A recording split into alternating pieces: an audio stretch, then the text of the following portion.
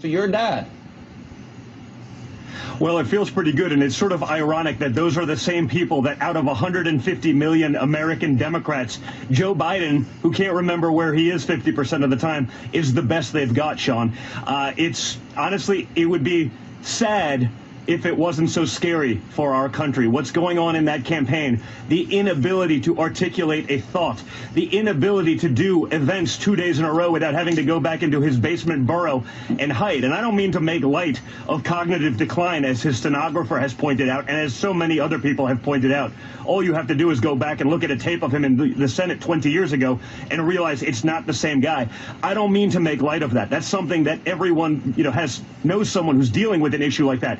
We're just not necessarily trusting that person with the nuclear codes. We're not trusting that person with our children's and our grandchildren's futures. I mean, that's what the Democrats are doing. That they're doing it because Joe Biden is the perfect camouflage for the mainstream media to push their radical leftist agenda into middle America. They can go to Ohio and Pennsylvania and say, Joe's moderate. Look, it's moderate Joe.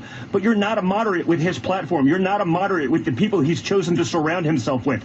So it's a big lie. But as to the enthusiasm gap, you're right, Sean. It was incredible. I was at the boat parade yesterday in Florida. It went for 20 miles. Every dock, every restaurant on the water had people, hundreds of them. Just look at my Instagram page. I mean, just cheering and screaming.